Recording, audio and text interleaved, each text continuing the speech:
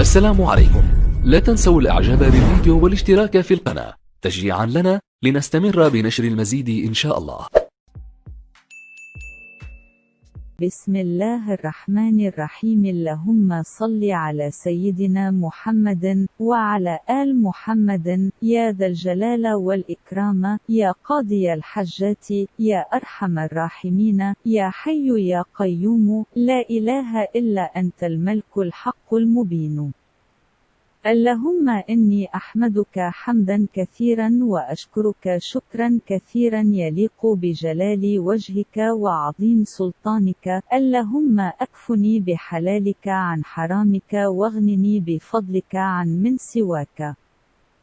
أهلا ومرحبا بكم فقناة صحتك أمان. إذا كنت أول مرة تشاهد القناة تكرم بالاشتراك في القناة وتفعيل زر الجرس ليصلك فيديوهات القناة التي تهم صحتك والعناية بها. فوائد الزنجبيل وميزاته الصحية. الزنجبيل هو مكون أساسي في المطابخ الشرقية والآسيوية. هيا بنا نتعرف على فوائد الزنجبيل الصحية.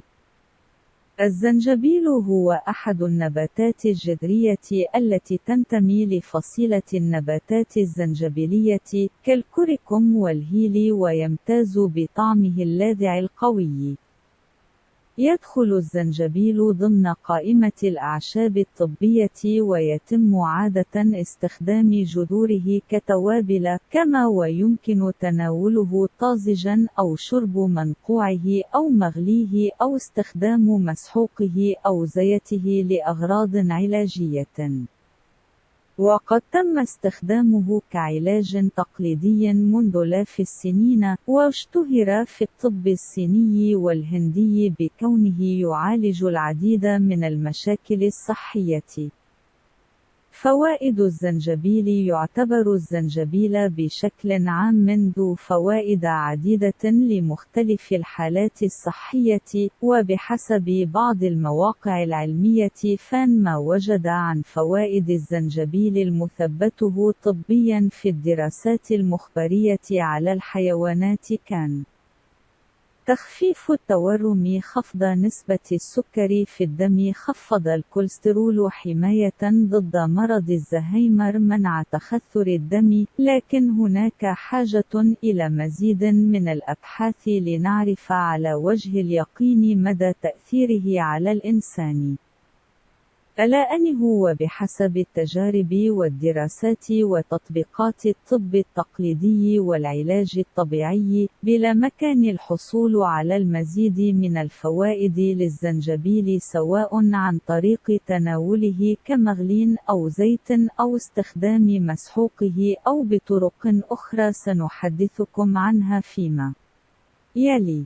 أولى تخفيف الوزن، حيث أشارت بعض الدراسات إلى أن تناول الأشخاص للزنجبيل ساهم في خسارتهم لما يقارب 20% من الدهون بالنسبة لمن لا يتناولونه، وذلك قد يكون بسبب محتواه العالي من الألياف الغذائية التي تساعد على زيادة الإحساس بامتلاء المعدة وبالتالي زيادة الشبع. كما ووجد للزنجبيل دور فعال في التنحيف وخسارة الوزن عن طريق تشجيع عمليات الأيض وتعزيز عملية حرق الدهون في الجسم. ثانياً، الحفاظ على مستويات ضغط الدم باحتواء الزنجبيل على مواد نشطة وكمية من الألياف الغذائية، بالإضافة إلى معادن مهمة مثل البوتاسيوم والمغنيسيوم، فهو يساهم في الحفاظ على مستويات ضغط الدم. يتم ذلك عن طريق تقليلها وضبط مستوياتها، وتقليل نسبة الكوليسترول في الدم، والحفاظ على صحة الشرايين. لكن عادة ما ينصح لمرضى الضغط بتناول الزنجبيل الطازج لهذا الغرض وليس المطحون. ثالثا مكافحة أعراض القولون العصبي. وجد بان الزنجبيل يعتبر طارد للغازات ويساعد في مكافحة أعراض القولون العصبي وتقليل الألم والتلبكات المرافقه له. رابعا مفيد لمرضى السكري. يساهم الزنجبيل في خفض مستويات السكر في الدم وتعزيز صحة مريض السكري بشكل عام ووقايته من بعض المضاعفات المصاحبة لمرض السكري. ألا أنه ينصح لمريض السكري بعدم تجاوز تناول 4 جرام من الزنجبيل يوميا حتى لا تصبح الآثار عكسية وتؤثر سلبا على صحته بهبوط حاد للسكر. خامسا الزنجبيل جيد لمرضى السرطان. وجد للزنجبيل دور كبير في الوقاية من أنواع سرطانات مختلفة مثل سرطان القولون، البروستاتا، الثدي، الجلد والرئة، وذلك يعود لمحتواه العالي من مضادات الأكسدة والمواد النشطة.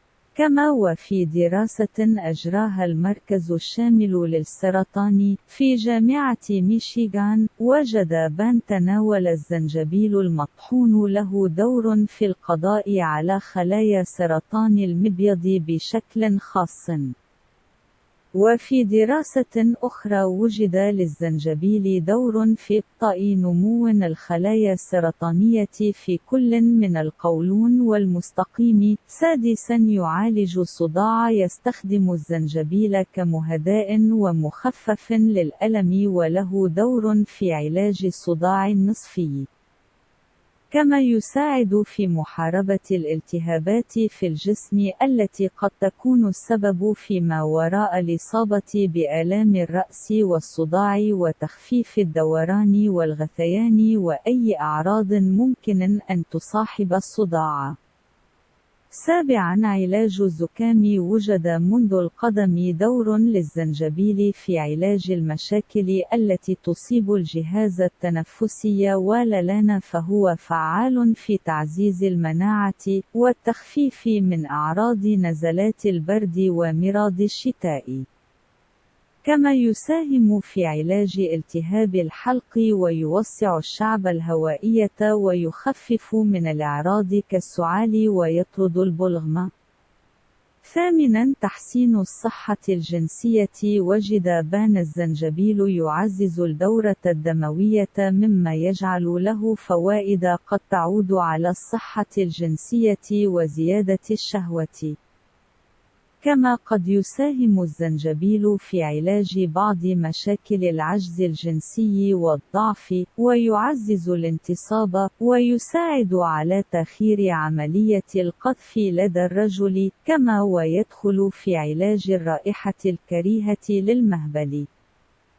تاسعا التخلص من مشاكل الشعر. يساعد الزنجبيل في علاج العديد من مشاكل الشعر وتقويته، إذن وجد أن زيت الزنجبيل عند دهنه على الشعر وتدليك فروة الرأس به باستمرار يساعد على زيادة نمو الشعر وعلاج مشكلة تساقطه.